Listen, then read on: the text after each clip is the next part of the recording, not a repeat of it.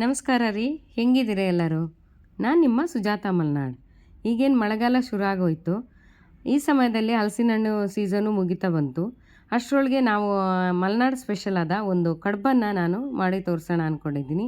ಇದು ತುಂಬ ರುಚಿಕಟ್ಟೆ ಆಗಿರುತ್ತೆ, ಹಾಗೆ ಆರೋಗ್ಯಕ್ಕೂ ತುಂಬಾ ಒಳ್ಳೆಯದು.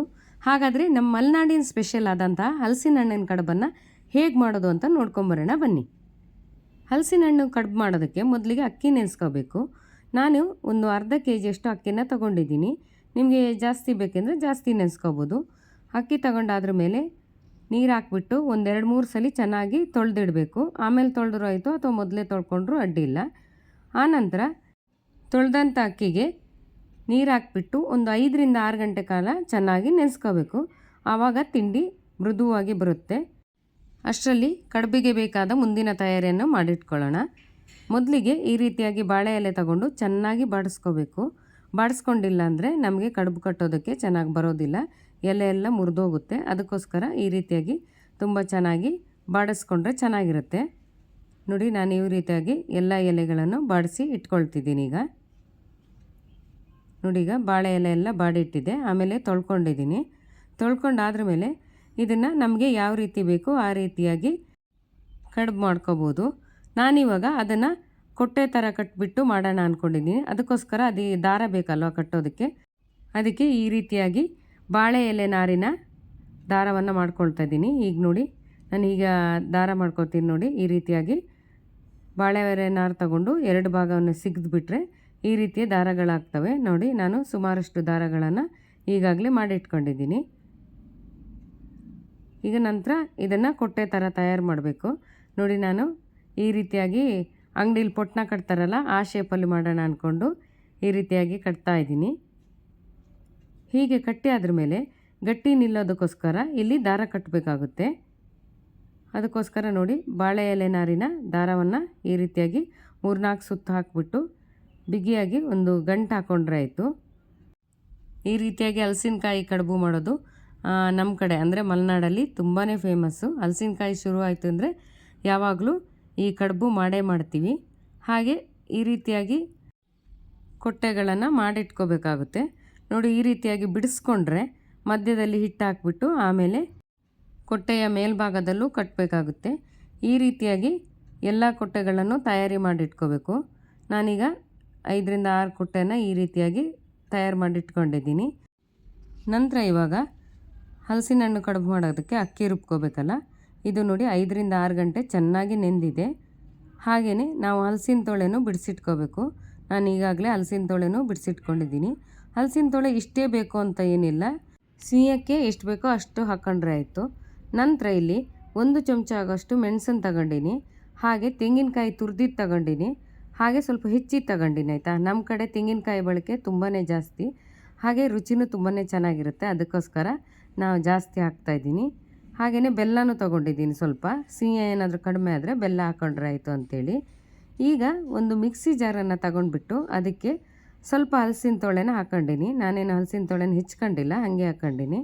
ಆಮೇಲೆ ಸ್ವಲ್ಪ ಸಿಹಿ ಆಗಿರಲಿ ಅಂತ ಬೆಲ್ಲನೂ ಕೂಡ ಸೇರಿಸ್ಕೊತಾ ಇದ್ದೀನಿ. ನಂತರ ಇದೇ ಮಿಕ್ಸಿ ಜಾರಿಗೆ ಅಕ್ಕಿಯನ್ನು ಹಾಕಿ ರುಬ್ಕೋಬೇಕು. ಅಕ್ಕಿ ಹಾಕಿದ್ರ ಮೇಲೆ ಯಾವುದೇ ಕಾರಣಕ್ಕೂ ನೀರು ಹಾಕ್ಕೊಳಕ್ಕೆ ಹೋಗ್ಬಿಡಿ. ಹಲಸಿನ ತೊಳೆಯಲ್ಲಿ ನೀರು ಇರುತ್ತಲ್ಲ ಅದೇ ಬಿಟ್ಕೊಂಡ್ಬಿಡುತ್ತೆ. ಅಷ್ಟಿದ್ರೆ ಸಾಕಾಗುತ್ತೆ.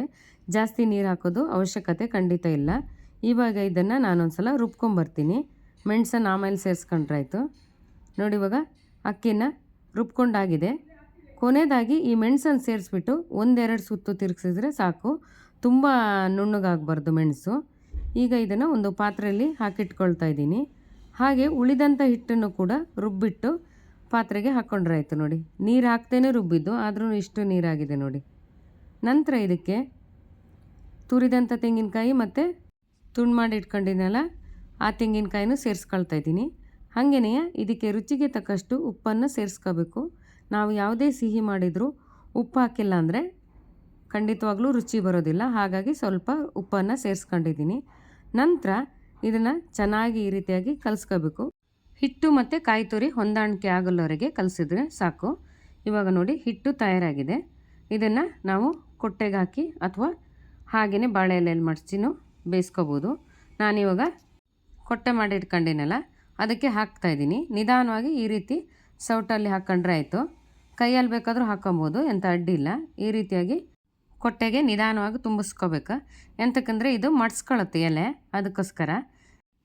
ಹೀಗೆ ಹಿಟ್ಟನ್ನು ಒಂದು 3/4 ಭಾಗದಷ್ಟು ಮಾತ್ರ ತುಂಬಿಸ್ಕೊಂಡ್ರೆ ಸಾಕು. 1/4 ಭಾಗ ಹಾಗೆ ಕಾಲಿಡಬೇಕು. ಎಂತಕ್ಕೆಂದರೆ ಇದು ಕಟ್ತೀವಲ್ಲ, ಕಟ್ಟೋಕ್ಕೆ ಜಾಗ ಬೇಕಲ್ಲ, ಅದಕ್ಕೋಸ್ಕರ.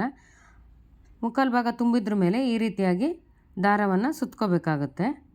ನಾನು ಆವಾಗಲೇ ಬಾಳೆ ಎಲೆ ನಾರಲ್ಲಿ ದಾರ ಮಾಡಿಟ್ಕೊಂಡಿನಲ್ಲ, ಅದನ್ನೇ ಕಟ್ತಾಯಿದ್ದೀನಿ.